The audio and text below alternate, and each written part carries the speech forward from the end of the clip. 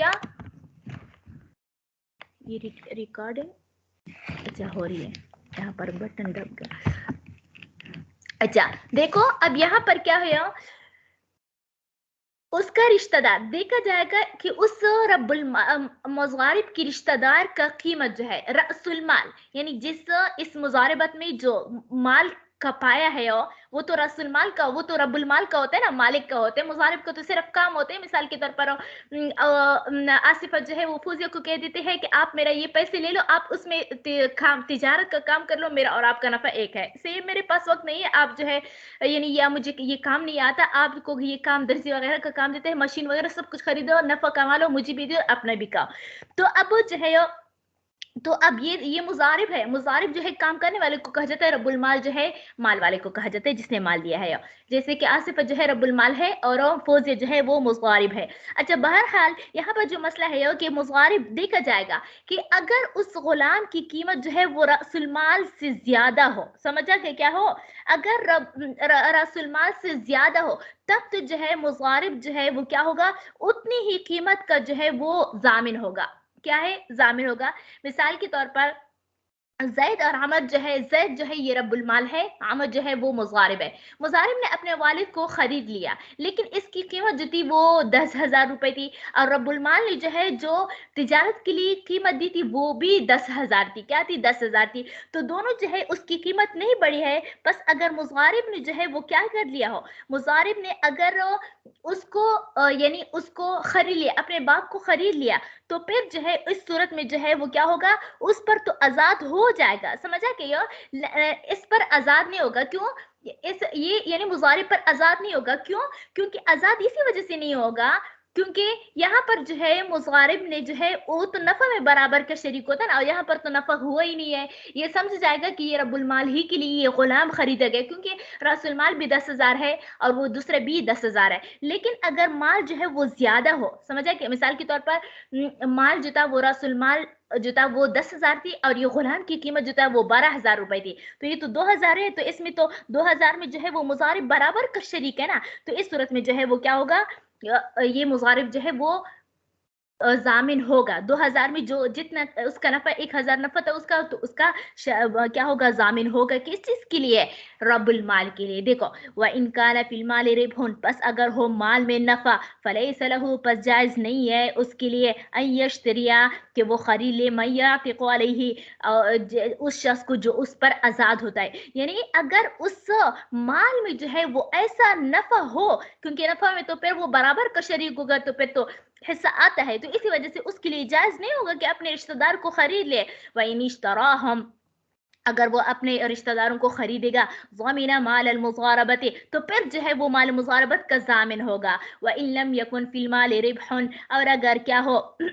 उस माल में जो है वो रिबह ना हो, नफा ना हो, समझा के गुलाम भी 10,000 का है, रसूल माल भी 10,000 का है, तो इसमें तो वो तो क्योंकि मुजारिब जो है वो नफा में शरीक होता है, रसूल माल में तो शरीक नहीं होता, तो इसी वजह से जो है यश्तरिया जाज़ लहू, तो उसके लिए जाज़ यश्तरियाहुम, क्योंकि अन जो है यश्तरा पर जो है नस्ब देता है, यश्तरियहुम, तो जायज है, जायज लहू, तो फिर किसके लिए, मुज़ारिब के लिए जायज है यश्तरियहुम कि वो खरीद ले उसको। फ़इन ज़ादत कीमतुहा, आगे फरमाते हैं कि जिस वक्त वो खरीद रहा था उस वक्त वो नफा का नहीं था, गुलाम जो है वो नफे का नहीं था। सही है, यानी गुलाम जो है पहले की कीमत जो थी उसका भी 10,000 कीमत थी और रसूल माल भी 10,000 के, लेकिन जब उसने खरीद लिया बाद में जो है उसको कीमत बढ़ गया। समझे, पहले तो मुंतफे माल नहीं था, दोनों की कीमत बराबर थी, लेकिन बाद में जो है वो क्या हो गया,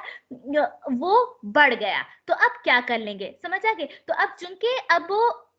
अब यहाँ पर तो वो क्या हो जाएगा, आजाद हो जाएगा, उसकी कीमत की कदर जो है वो उसका मुजारिब का रिश्तेदार जो है वो आजाद हो जाएगा, लेकिन वो रब्बुल माल के लिए किसी चीज का जामिन और नहीं होगा। हाँ, अलबत्ता जो शख्स जो है वो आजाद हुआ है उसको कहेगा कि जितना मेरा जो है नुकसान हुआ है वो क्या होगा, यानी जितना मेरा नुकसान हुआ इसके बकदर जो है आप कुछ कमाए वो मुझे पैसे दे दे। मिसाल के तौर पर मुजारिब के बाप को लिया गया है, उस वक्त वो 10,000 रुपए के था और रसूल माल भी 10,000 का था, پھر بعد میں جو ہے اس کی قیمت میں اضافہ ہو گیا 2000، سمجھ آ گیا کیا آ گیا؟ 2000 کی قیمت میں جو ہے وہ اضافہ ہو گیا، 12000 کا وہ بن گیا۔ تو اب جو ہے یہ چونکہ نفع میں جو ہے وہ مضارب کا حصہ آ گیا نا، تو بس جب حصہ آ گیا تو وہ خود بخود جو ہے وہ آزاد ہو گیا، کیونکہ یہ اس کی ملکیت میں آ گئی ہو، اس کے باپ جو ہے وہ بیٹی کی ملکیت میں آ گئی، تو اس وجہ سے وہ آزاد ہو گیا۔ جب آزاد ہو گیا تو چونکہ یہ اس میں مضارب بیچارے کا کوئی قصور نہیں ہے، وہ جس وقت وہ خرید رہا تھا اس وقت وہ منتفع نفع والا مال نہیں تھا، تو اسی وجہ سے ہاں البتہ وہ جو ہے یعنی مضارب پر تو کوئی نقصان وغیرہ زمان نہیں ہوگا۔ ہاں البتہ یہ رب المال جو ہے یہ مضارب کے باپ کو کہا جائے گا، یعنی اس کے غلام کو کہے گا کہ جو 2000 میں 1000 کا جو آپ مجھ پر آزاد ہوئی ہو، کیا ہوئے آزاد ہوئے، تو اس کے بارے میں آپ جو ہے یعنی میرا 2000 میں جو ہے وہ کس چیز کا 1000 کا نقصان ہوا ہے نا، تو اسی وجہ سے جو ہے آپ کر لے اس کو، آپ اپنے مزدوری وغیرہ کر لے، مجھے اس کا قیمت ادا کرے۔ فَإِن زَادَتْ قِيمَتُهُمْ، پس اگر زیادہ ہو جائے اس کی قیمت، عَتَقَ نَصِيبُهُ مِنْهُمْ، تو اس سے جو ہے وہ کیا ہو، یعنی مضارب کے حصے کے بقدر وہ آزاد ہوگا۔ وَلَمْ يَضْمَنْ رَبِّ الْمَالِ شَيْئًا، اور مضارب جو ہے وہ رب المال کے لیے کسی چیز کا ضامن نہیں ہوگا۔ وَيَسْعَى الْمُعْتَقُ، اور معتق یعنی آزاد شدہ آدمی جو ہے رب المال، مال کے لیے سعی کرے گا، سمجھا گیا، رب المال کے لیے سعی کرے یعنی کوشش کرے گا، فی قیمت نصیبہ منہ، اس کی قیمت کے بقدر۔ یہ مثال کے طور پر اس کا تو 12000 قیمت ہی نا، 6000 جو ہے کس چیز کا، 2000 بن رہے تھا، تو 1000 جو ہے وہ رب المال کا ہے، اور 1000 جو ہے کس چیز کا ہے، اس کا مضارب کا ہے، تو مضارب کا حصہ تو معاف ہو گیا۔ ہاں البتہ جو یہ غلام سے جو ہے رب المال جو ہے اپنے 1000 روپے کی قیمت میں جو ہے وہ کیا کرے گا، سعی کرے گا۔ آگے کیا فرماتے ہیں کہ مضارب نے دوسرے کو یہ مضاربت کا مال لیا۔ مثال کے طور پر آصف اور فوزیہ کے درمیان جو ہے مضاربت مال لیا، آصف نے فوزیہ کو کہا کہ یہ میرا 1,00,000 روپے لے لو، آپ اس میں تجارت کا کام کر لے کر میرا اور تیرا جو ہے وہ آدھا نفع ہوگا۔ اب فوزیہ نے کیا کر دیا، اس کو آگے اپنی بہن کو یا اپنے پڑوس کو جو ہے دوسرے کو اس پر دے دیا کہ کہا کہ 1,00,000 روپے لے لو، اس میں جو ہے کیا کر لو، کام کر لو، میرا اور تیرا نفع جو ہے وہ کیا ہے، آدھا۔ سمجھ آ گئی یہ، یعنی آصفہ نے فوزیہ کے ساتھ مضاربت کی، فوزیہ نے جو ہے کسی اور کے ساتھ مضاربت کی، تو رب المال نے جو ہے کیا کیا، مضاربت کو جو ہے وہ اجازت نہیں دی۔ آصفہ نے فوزیہ کو کہا کہ آپ نے اس مال کو کسی اور کو مضاربت پر نہیں دینا ہے، لیکن فوزیہ نے اپنے مرضی چلا لی، سمجھ آئے گی، کسی اور کو دے دیا۔ اب کیا کیا جائے گا، کس صورت میں زمان واجب ہوتا ہے اور کس صورت میں زمان واجب نہیں ہوتا، تو اس میں تھوڑا سا اختلاف ہے۔ تو امام ابو حنیفہ رحمۃ اللہ فرماتے ہیں کہ ہو آصفہ کو، سمجھ آ گئے، وہ فرماتے ہیں کہ ہو فوزیہ یعنی آصفہ نے جو فوزیہ کو سامان دیے ہے وہ تو بغیر فوزیہ نے جو ہے آصفہ کی اجازت کے بعد جو ہے کسی اور کو مظاہرے پر دیا ہے، تو اب فوزیہ ضامن ہوگا یا نہیں ہوگا، تو امام ابو حنیفہ رحمۃ اللہ فرماتے ہیں کہ نہیں، جب فوزیہ نے کسی اور رشتہ دار کو، مثال کے طور اپنی بہن کو، تو اس کا بہن جب تک اس میں نفع نہ کمائے تب تک جو ہے وہ فوزیہ آصفہ کا ضامن نہیں ہوگا، سمجھ آئے گے، وہ ضمان نہیں دے گا۔ ہاں جب وہ نفع دے دے تب جو ہے وہ کیا ہوتا ہے، کیونکہ اب نفع سے جو ہے وہ دوسرا مضاربت جو ہے وہ پکا ہو گیا نا، یقین ہو گیا، تو اسی وجہ سے جو ہے وہ کیا ہو گیا، اب جب یقینی ہو گئے تو اسی وجہ سے وہ رشتہ دار جو ہے یعنی اب وہ جو ہے وہ ضامن ہوگا۔ جبکہ صاحبین فرماتے ہیں کہ نہیں، مطلقاً جیسے ہی فوزیہ نے اپنی بہن کے ساتھ مضاربت کر دی، چاہے اس کی بہن نفع کما لیا یا نہیں کمایا، ہر صورت میں جو ہے وہ کیا ہوگا، وہ ضامن ہوگا۔ تو دیکھو، وَإِذَا دَفَعَ الْمُضَارِبُ الْمَالَ مُضَارِبَةً عَلَى غَيْرِهِ، اور جب دے دے مضارب مال کیا، جب دے دے مضارب جو ہے مال مضاربۃ علی غیرہ، کسی اور کو مضاربت کے طور پر، ولم یأذن له رب المال فی ذلک، اور جبکہ کیا اس حال میں دے دے کہ رب المال نے اس کو کیا کر دیا ہے، اجازت نہیں دیا، لم یضمن بالدفع، تو کیا ہوگا، لم یضمن بالدفع، تو دفع کرنے یعنی دینے کا جو ہے وہ ضامن نہیں ہوگا، ولا بتصرف المضارب الثانی، ہاں اور نہ جو ہے یعنی صرف دینے سے جو ہے وہ ضامن نہیں ہوگا، کون، فوزیہ، ولا يتصرف ولا بتصرف المضارب الثانی، اور نہ جو ہے فوزیہ کی بہن یعنی مضارب ثانی کے تصرف سے جو ہے وہ کیا ہوگا، فوزیہ ज़ामिन होगा, बल हत्ता यरबहा, यहाँ तक कि मुज़ारिब सानी जो है वो नफ़ा कमाए। फ़इज़ा रबिहा, पर जब उसने जो है वो क्या कर ले, नफ़ा कमा लिया, ज़मिनल मुज़ारिबुल अव्वल, तो तब जो है फ़ौज़िया यानी मुज़ारिब अव्वल जो है वो क्या होगी, ज़ामिन होगी लिरब्बिल माल के लिए। ये उसका इमाम कुदुर रहमतुल्लाह अलैह ने इमाम अबू हनीफा रहमतुल्लाह अलैह का कौल ज़िक्र किया, जबकि साहिबान फरमाते हैं कि नहीं, मुतलकन जैसे ही फौजे ने मुजारिबत करी वो जामिन हो गए। मालिक ने जो है मुजारिब को माल दिया, सही है, और कहा कि मेरे और आपके दरमियान जो है वो क्या होगा, नफा जो है वो निसफ निसफ होगा।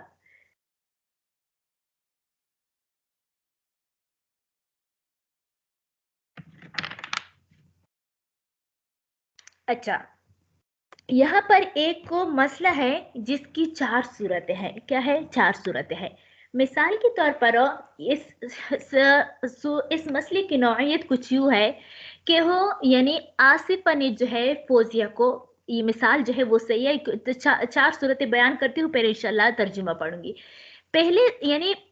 आसिफा ने जो है फौजिया को मुजारिबत पर जो है वो पैसे दे दिए, से आसिफ जो है रब्बुल माल हो गया, फौजी जो है वो मुजारिब हो गया। और साथ में जो है आसिफा ने फौजिया को कह भी दिया कि आप अपने बहन को या किसी रिश्तेदार को इसको मुजारिबत पर दे सकती हो, क्या कर सकती हो, दे सकती हो। अब लेकिन आसिफा ने फौजिया को कहा कि मेरे और तेरे दरमियान नफा जो है वो बराबर बराबर होगा, आधा आधा होगा, निसफ निसफ होगा, सही है। अब आगे जो है इसने तो यूं ही कहा। अब आगे फोसिया ने आगे दूसरी अपनी बहन के साथ जो है कुछ यूं की, समझ आ गए, कि मेरा और तेरा जो है जो कुछ हम नफा हासिल करेंगे उसमें मेरा और तेरा जो है वो निसफ निसफ होगा, समझ आ गई हो। तो इस एतबार से जो है यानी मुजारिब अव्वल और रब्बुल माल, इस तरह मुजारिब अव्वल और मुजारिब सानी के दरमियान जो नफी की नौइयत है वो उसकी चार सूरतें बनती है। तो देखो, पहली सूरत ये है कि हो रब्बुल माल ने जो है मुजारिब को आधी नफे पर माल दिया, और अल्फाज यू कहे, समझे कि क्या कहे, अल्फाज यू कहे कि जो कुछ नफा होगा उसमें आधा मेरा होगा। क्या कहा कि जो कुछ नफा होगा इसमें आधा मेरा होगा। तो इसमें जो है यानी इस सूरत में रब्बुल माल ने जो है कुल की नफी का आधा लेने का शर्त लगा दिया। अब वो जाहिर सी बात है, शर्त के मुताबिक जो है आसिफा को जो है वो आधा माल, पूरे नफे का आधा माल मिलेगा। लेकिन फौजिया को देखो, वो इतनी नहीं सोचती है कि उसने जो है अपनी बहन के साथ जो है कुल की तिहाई पर जो है वो क्या कर दिया है, तिहाई पर नफा जो है फिक्स कर दिया कि हम जो है कुल का जो है वो क्या करेंगे, आपको तिहाई देंगे। तो देखो, फौजिया और आसिफा के दरमियान कुल का निसफ, आसिफा ने निसफ की कई लगाई, और जबकि फौजिया ने मुजारिब सानी के साथ जो है वो क्या कर लिया है, अब उसने जो है वो आध तिहाई का कर दिया, यानी 1/3, 1/3 का जो है कहा कि मैं आपको दूंगी। तो अब क्या करेगा, अब फौजे बेचारी के लिए क्या बचेगी, समझ आ गई हो। तो इसी तरह है, अब आगे जाकर जो है मसला ये हुआ कि मुजारिब सानी जो है 6 रुपए नफा हासिल किया, क्या कर लिया, 6 रुपए नफा हासिल कर लिया। अब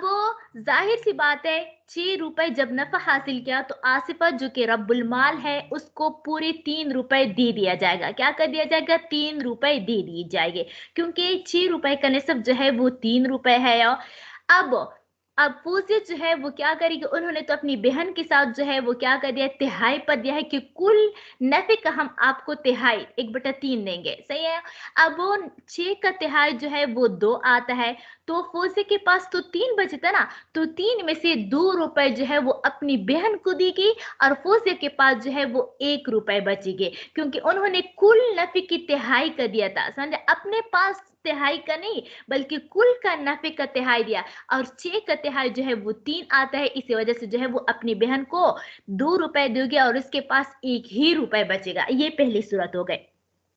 दूसरी सूरत में रब्बुल माल जो है वो मुजारिब अव्वल को यानी आसिफा जो है वो फौजिया को माल देते हुए यूं कहता है कि अल्लाह रब्बुल इज्जत जब तुमको तुमको, देखो जब तुमको नफा देगा यानी जितना नफा तुमको देगा उस वो हमारे दरमियान आधा होगा। यानी उन्होंने कुल की नफा नहीं लगाई है, कुल नफा की कैद नहीं लगाए, बल्कि कहा कि आपको जो नफा मिलेगा यानी मुजारिब सानी को निकाल कर आपको जो नफा मिलेगा उसमें मेरा आधा होगा। तो इस सूरत में जब मुजारिब सानी ने जो है वो 6 रुपए, यही 6 रुपए मिसाल में सब पर फिट करती हूँ, 6 रुपए जो है वो निकाल लिए। समझ आ गया क्या लिए? 6 रुपए जो है वो निकाल लिए। तो इसमें जो है इसमें तो एक तिहाई जो है पहले यानी पहले के साथ तीसरे मुजारिब सानी के साथ तो 6 रुपए में से 2 रुपए का वो एक तिहाई का हुआ था ना कुल नफे का, वहां पर तो वही फिक्स मामला है। कहा कि 2 रुपए जो है वो आपको उसको दिया जाएगा, मुजारिब सानी फौजे जो है अपनी बहन को 2 रुपए देगी, बाकी बच गए 4 रुपए। तो क्योंकि आसिफा ने कहा कि आपको, फौजे को कहा आपको जो नफा मिलेगा उसमें में आपका आधा होगा, तो फौजे को तो 4 हो गया, 4 मिल गए ना, तो 4 में से आधा रुपए आसिफा का हो गए, यानी 2 रुपए आसिफा का, और फौजे की किस्मत अच्छी हो गई, 2 रुपए उसको मिलेगा, बराबर बराबर मिलेंगे सबको। तीसरी सूरत में जो है वो क्या कहता है, मालिक ने ये कहा कि जितना नफा होगा उनमें से पूरा यानी कुल नफे में से पूरा आधा में मुझे मिलेगा। आगे फौजे जो है वो अपनी बहन पर रहम खाकर क्या कहती है कि मैं यानी दूसरी मुजारिब सानी को फौजे अपनी बहन को कहती है कि बहन ऐसा करो कि आप इसको बेच दे, आपको मैं कुल नफे का आधा दूंगी। तो आसिफा ने भी आधे का शर्त लगा दिया और उस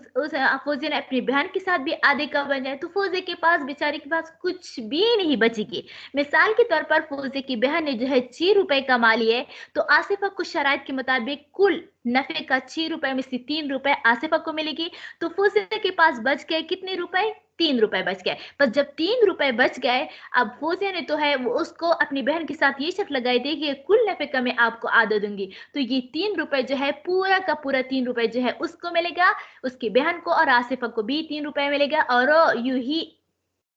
क्या हो गया, फौजी जो है यूं ही खाली खा जो है अपने घर चलता रहेगा, चलती रहेगी।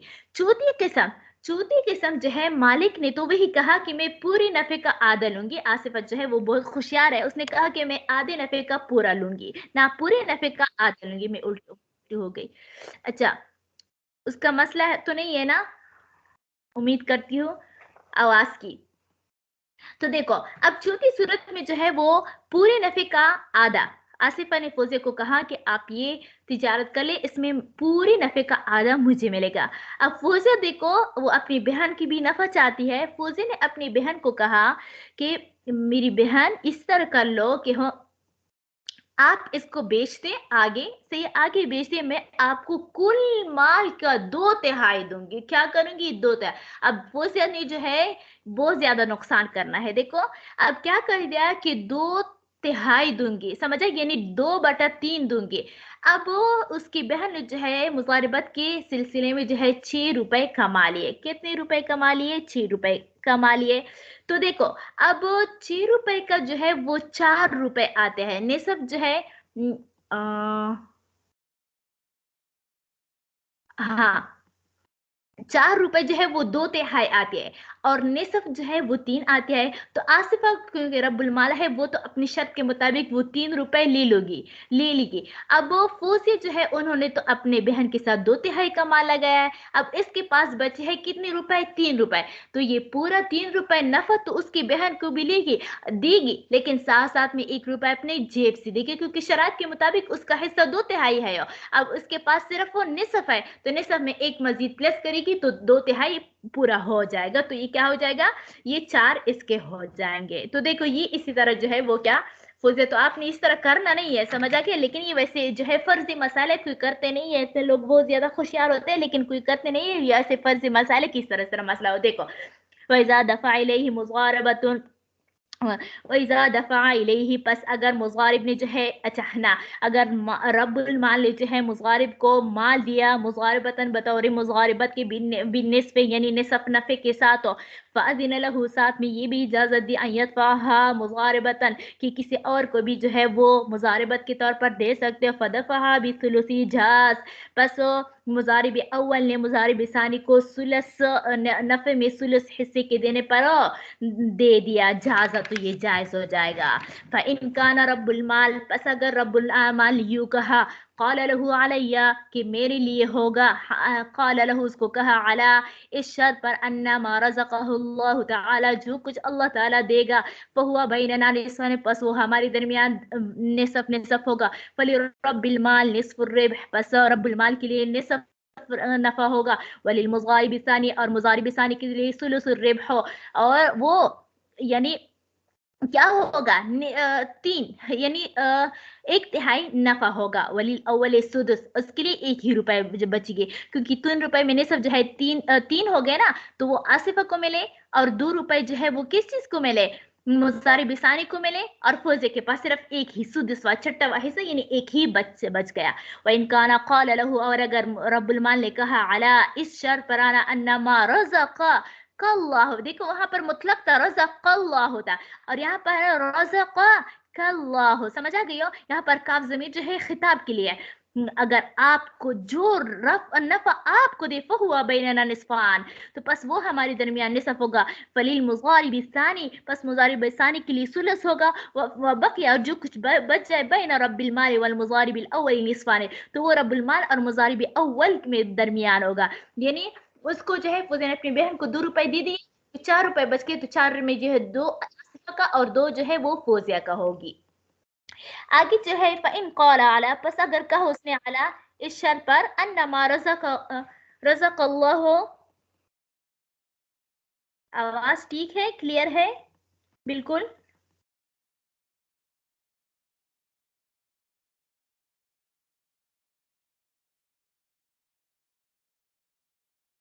اچھا تو دیکھو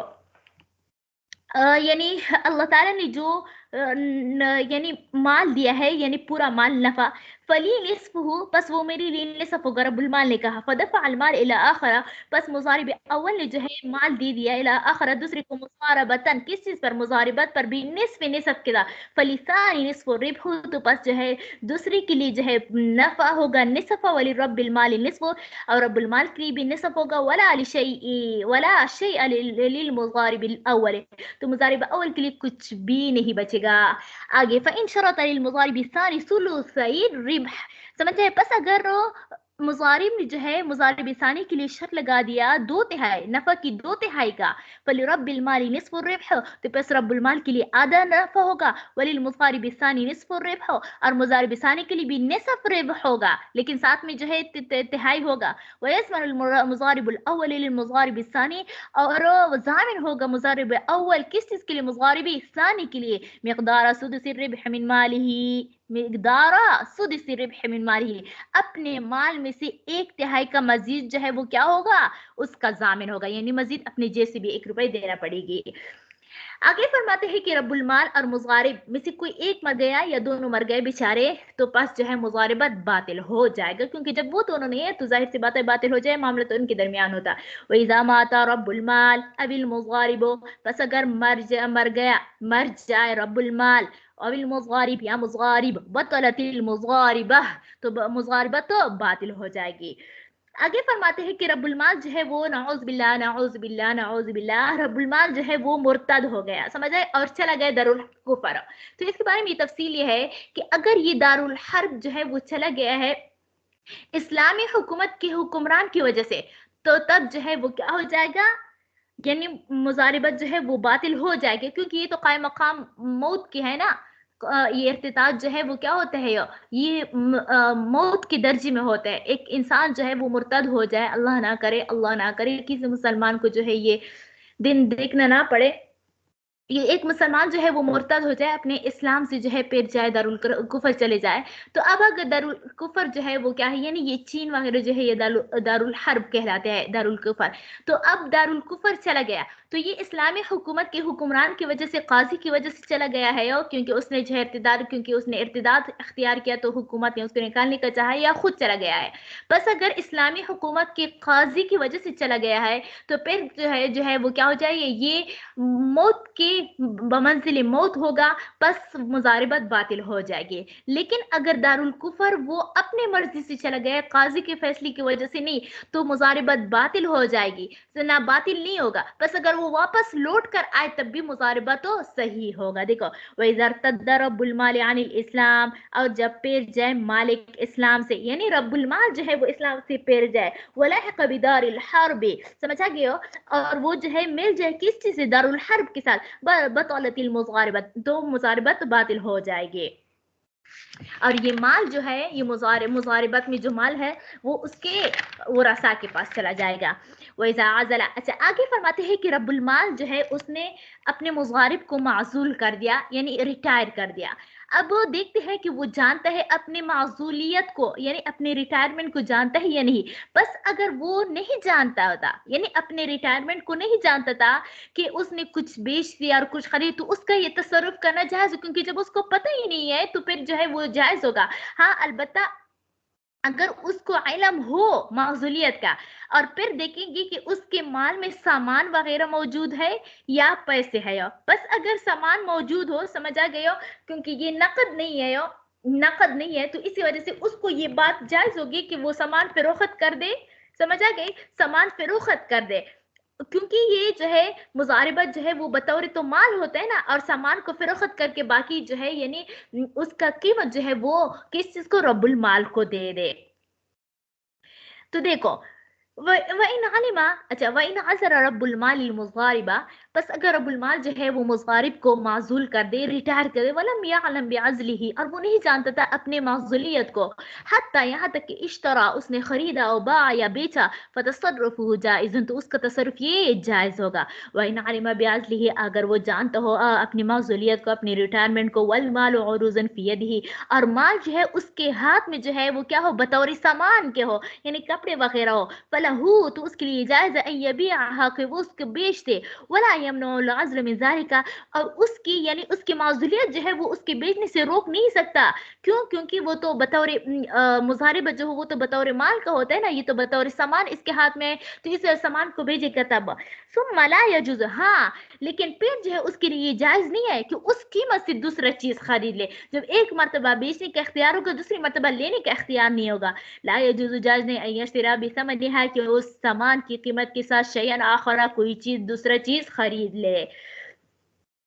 अच्छा, आगे फरमाते हैं कि अगर मुजारिब को अपने इल्म, मुजारिबत का माजूलियत का अपने इल्म था, और उसके पास जो था वो दराहिम और दनानीर यानी समन की सूरत में मौजूद था, समझ आ गए, तो इसके लिए जायज नहीं है कि इसमें तसर्रुफ वगैरह कर ले। देखो, वही नाज़लहू, और अगर रब्बुल माल ने उसको माजूल कर दिया, व रसूल माल दराहिम व दनानीर, और उसके पास जो है वो रसूल माल दराहिम और दनानीर की सूरत में था, कद नज़त, समझ आ गई हो, तो उसके लिए जो है, अच्छा कद नज़त के वो जो है यानी बतौर नकद था, कद नज़त के माने है यानी नज़ या नुज़, नज़न से है ना, यानी नकद होना, फलैस लहू, तो उसके लिए जायज़ है यतसर्रफ फी, है कि वो उसमें तसर्रुफ करे। अच्छा,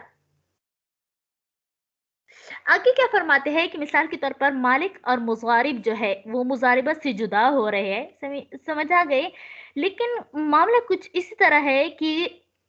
कुछ माल जो है मुजारिबत, यानी मुजारिबत का कुछ माल जो है वो लोगों पर कर्ज है, तो अब जो है सवाल ये होता है, यानी उसने रिटायर कर दिया या मुजारिबत खत्म हो गई, लेकिन ये मुजारिबत का माल जो है वो दूसरे पर किसी पर कर्ज है, तो अब आया ये कर्ज जो है ये मुजारिब उसूल करेगा या रब्बुल माल उसूल करेगा, समझा कि जब ये होगा तो कहते हैं कि अगर मुजारिब जो है, समझ आ गई, कि अगर मुजारिब इस माल से नफा ले चुका है, क्या है यानी मुजारिब ने किसी को माल दिया है, उसके बतौर उसके एवज में कुछ नफा माल जो है, तो मुजारिब जो है उन लोगों से कर्ज उसूल करेगा, समझा कि क्या करे, کرے گا. لیکن اگر نفع جو ہے نہیں لیا ہے تو مضارب جو ہے وہ کیا کرے گا, احسان کے طور پر جو ہے وہ تو لے سکتا ہے, لیکن ورنہ حاکم جو ہے دوسرے سے جو ہے قرض لے کر جو ہے مجبور, یعنی رب المال جو ہے وہ قرض اصول کرنے کرے گا. ورنہ جو ہے اگر وہ نہیں کرتا ہے تو پھر کیا اپنے مضارب کو بطور وکیل کے جو ہے کیا بطور وکیل کے جو ہے اس کو بنا لے, وکیل کو بنا لے, تب جو ہے وہ کیا کرتا ہے, تب مضارب جو ہے وہ اصول کر سکتا ہے. لیکن یہ بطور احسان ہوگا, مجبور اس کو نہیں کر سکتے کہ آپ ہی لوگوں سے جو ہے اس قرض کو لے لو. دیکھو وَإِذَا افترقا, پس اگر رب المال اور مضارب جدا ہو جائے, اس حال میں فی المال دیون کے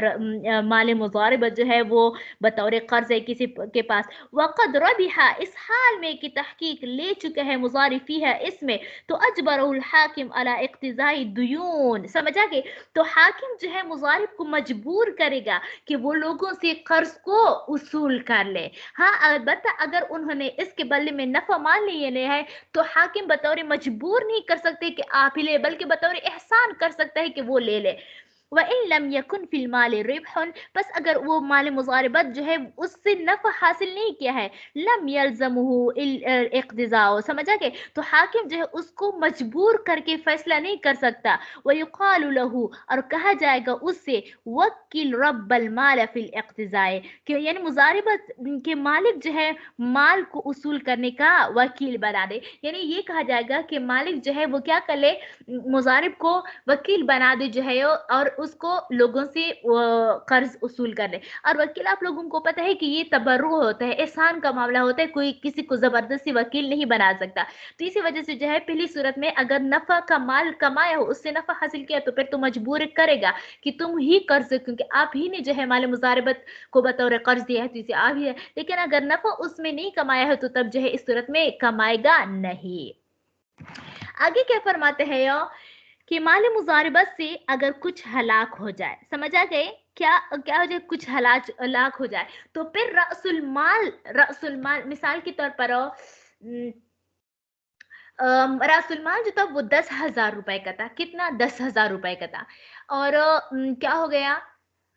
اس میں نفع جو ہے وہ انہوں نے 5,000 نفع حاصل کیا, اور نقصان جو ہے وہ 2,000 کا لیا. تو رأس المال یعنی 10,000 سے نہیں کاٹی جائے گی, بلکہ سب سے پہلے نفع سے کاٹی جائے. 5,000 میں 2,000 نقصان کے لیے جائے گا. البتہ جو 3,000 بچے ہیں وہ رب المال اور مضارب کے درمیان تقسیم ہوگا. وما ہلاک من مال المضاربت, اور جو کچھ ہلاک ہو جائے مضاربت کے مال سے, فہو من الربح, تو وہ نفع سے ہوگا, دون راس المال, اصل پونجی سے نہیں ہوگا. فإن زاد الحالق, اور ہاں اگر جو ہے یعنی اتنا بڑھ جائے کہ یعنی اگر فإن زاد الحالق على الربح, پھر اگر بڑھ جائے ہلاک ہونے والا مال نفع سے بھی, سمجھا کہ یعنی نفع سے بھی زیادہ ہو جائے, تو پھر جو ہے اس صورت میں جو ہے مضارب پر جو ہے وہ کوئی زمان وغیرہ واجب نہیں ہوگا کہ مضارب کو کہے کہ مثال کے رأس المال جو ہے وہ 10,000 کا ہے, مزید جو ہے 2 روپے نقصان, 2,000 روپے نقصان ہو گیا, یعنی نفع تو کچھ نہیں کمایا, الٹے جو ہے 2,000 نقصان ہو گیا. تو اب یہ نقصان جو ہے وہ مضارب سے نہیں لیا جائے گا, کیونکہ وہ مضارب جو ہے وہ کیا ہوتا ہے, یہ اپنے وہ مضاربت کے مال میں جو ہے وہ امین ہوتا ہے, اور امین سے جو ہے بغیر تعدی کے وہ زمان نہیں لیا جاتا ہے. فیضا زاد الحالق علی الربح, پہلے اگر بڑھ جائے ہلاک ہونے والا مال علی الربح, نفع پر بھی, فلا ضمان علی المضارب فیہ, تو اس میں زمان جو ہے مضارب پر نہیں آئے گا. اچھا اب کہتے ہیں کہ مضاربت جو ہے وہ کیا تھا, تقسیم جو ہے کہ ہو, یعنی اب مال جو ہے اس نے نفع تقسیم کیا, سمجھا کہ کیا کر دیا, نفع کو تقسیم کیا, پھر اس کے بعد جو ہے مضاربت کا کوئی چیز جو ہے وہ پورا ہلاک ہو جائے یا کچھ مال دے, تو آیا دونوں سے جو ہے نفع کو لٹایا جائے گا تاکہ رأس المال پورا ہو جائے, یا کیا کرے گا؟ تو ہاں ٹھیک ہے, تو کہتے ہیں کہ ہاں بالکل پہلے جو ہے ان دونوں سے واپس لیا جائے گا نفع, تاکہ جو ہے رب المال کی رأس المال جو ہے وہ کیا کرے, پورا کرے. ہاں جب کچھ بچے تو پھر واپس دیں گے, ورنہ جو ہے وہ نہیں دیں گے. دیکھو وَإِنْ كَانَ يَقْتَسِمَانِ الرِّبْحَ, یعنی اگر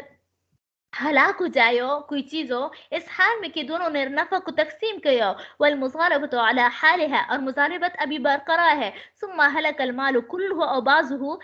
یعنی پھر جو ہے وہ کیا ہو جائے, मुजारिबत का माल जो है पूरा का पूरा हलाक हो जाए या बात तराद रिबह, तो दोनों जो है लुटाएंगे, क्या करेंगे, लुटाएंगे नफा को, हत्ता यस्तौफी रब्बुल माल रअसल माल, यहाँ तक कि रब्बुल माल जो है अपने रअसल माल को पूरा कर ले, तब जो है वो क्या कर लेगा। और मिसाल के तौर पर किसी ने 5,000 नफा कमा लिया, 25-25 रुपए अपने पास रख लिए, और साथ साथ में जो है वो रसूल माल 10,000 का था, इसमें 5,000 रुपए हलाक हो गया, क्या हो जाएगा, तो ये 5,000 25-25 दोबारा वापस ले लेंगे ताकि रसूल माल पूरा हो जाए। फ़इन फ़ज़ल शैउन कान बैनहुमा, देखो वही बता दिया कि अगर इससे कुछ बच जाए तो फिर दोबारा तकसीम किया जाए। फ़इन फ़ज़ल शैउन, बस अगर कोई चीज जो है वो बच जाए, कान बैनहुमा, तो उनके दरमियान होगा। वइन नक़सा मिन रअसिल माल लम यज़मनिल मुज़ारिब, और अगर असल रकम से भी कुछ रकम रह जाए, लम यज़मनिल मुज़ारिब, तो फिर मुज़ारिबा ज़ामिन नहीं होगा। यानी 8,000 हलाक हो गए तो 5,000 तो नफा की दे दिया, अब 3,000 तो अभी भी बाकी है, लेकिन वो जो है मुज़ारिब से नहीं लिया जाएगा। वइन कान अक़तसमा रिबहा व फ़सख़ल मुज़ारिब सुम्मा क़दा फ़हलकल माल व ज़लम। अच्छा, आगे फरमाते हैं कि उन दोनों ने जो है रिबह यानी नफा को तकसीम कर दिया, और पहला वाला मुजारिबत को बिल्कुल खत्म कर दिया, लेकिन सब कुछ खत्म हो गया। फिर उसके बाद दोबारा एक नया आकद किया, उसके बाद माल हलाक हो गया, अक़द सानी के बाद जो है वो माल हलाक हो गया, तो पहले वाले अक़द अव्वल की नफा को वापस नहीं लिया जाएगा। क्या किया जाएगा, अक़द अव्वल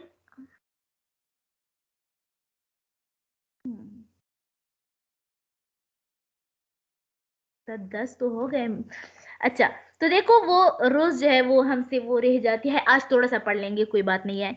फिर 2-5 मिनट ज्यादा हो जाए कोई बात नहीं है। तो देखो वो क्योंकि अब ये तो नए अकद में हलाक हुआ है ना, पहले अकद का असर यानी नए नए अकद का असर जो है पहले वाले अकद पर नहीं पड़ेगा। वह इनकान तसमारिबहा, और अगर दोनों ने नफा तकसीम कर लिया, फसखल मुजारबत, और मुजारबत जो है तोड़ दी, खत्म कर दी, सुम्मा कदाहा, फिर दोनों ने नया अकद किया, फहलकल माल और बाजो, फिर उसके बाद माल या कुछ माल जो है वो पूरा माल या कुछ माल जो है हलाक हो गए, लम यतराद रिबहल अव्वल, तो पे जो है पहला वाला नफा जो है वो वापस नहीं किया जाएगा। वयजुज़ु लिल मुज़ारिब, और मुज़ारिब के लिए जायज़ अन यबीअ बिन नक़द वन नसीअता, कि कुछ नकद और उधार ले, क्योंकि तिजारत तो ऐसी होती है ना, कभी नकद दी जाती है, कभी उधार ली जाती है, तो वो दोनों तरह जायज़। वला युज़व्विजु अब्दन वला अमतन मिन मालिल मुज़ार, हाँ मुज़ारिब जो है वो निकाह ना करे किसी गुलाम और बांदी का मुज़ारिबत की माल से, समझ आए, यानी मुज़ारिब, क्योंकि ये तो माल जो है बतौर अमानत होता है, वो तो रब्बुल माल का है, वो क्यों यानी मुजारिबत के माल से क्यों सदका देना है, सही है, तो इस वजह से उसके इसमें जो है ऐसे कोई का काम नहीं करना जिसमें जो है रब्बुल माल का नुकसान हो। वाखिर दावाना अल्हम्दुलिल्लाहि रब्बिल आलमीन। थोड़ा सा जो है वो तैसीरुल मंतिक भी साथ में पढ़ लेते हैं, एक दो वो सवाल पढ़ लेते हैं।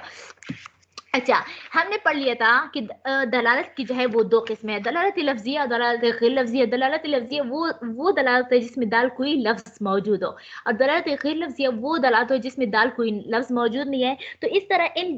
दलालत लफ्जिया और गैर लफ्जिया हर एक की तीन अकसाम है। दलालत लफ्जिया वज़ग़िया, दलालत लफ्जिया तबइया, दलालत लफ्जिया अक़लिया, यानी जिसमें दाल कोई लफ्ज भी हो और साथ में ये वजह की वजह से किसी ने इसका ये नाम रखा हो, और तबइया जो आपकी तबीयत जो है इस पर दलालत करे, अक़लियत जो तेरा अक्ल जो है उस पर दलालत करे। आगे जो है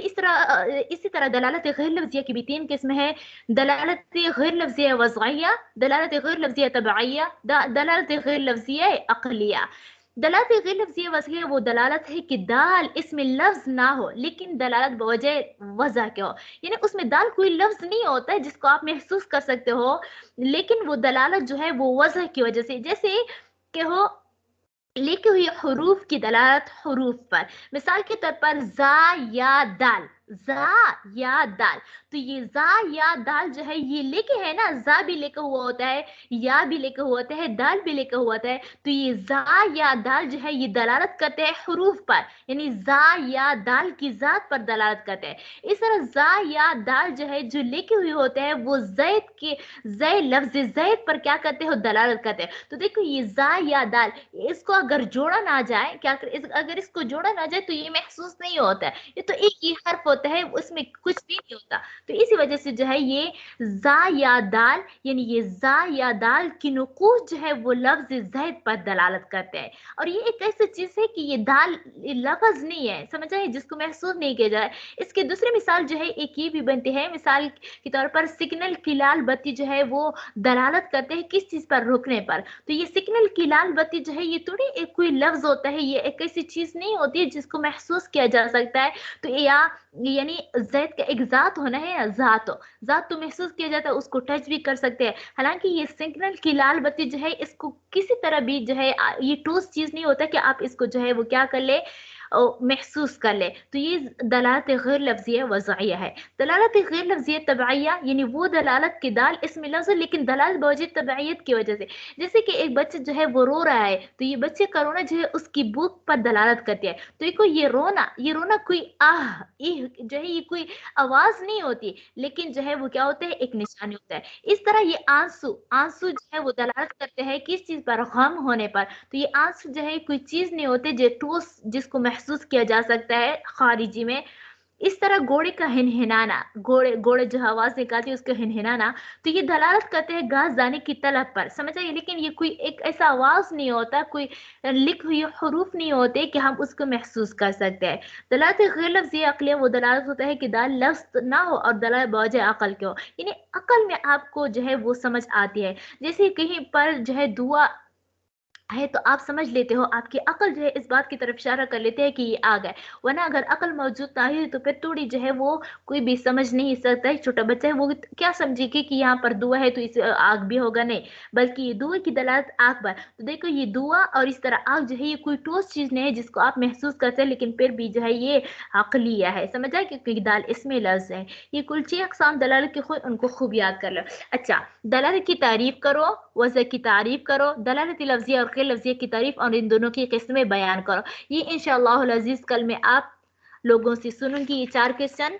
اور یہ باقی نیچے جو ہے یہ چھوڑ لو. یہ انشاءاللہ پھر جو ہے اگلے دن جو ہے میں آپ لوگوں کو یہ دے دوں گی. باقی اگر کوئی سوال ہو تو پھر پوچھ لیں, ورنہ اسی پر اکتفا کرتے ہیں. جی کوئی سوال ہے؟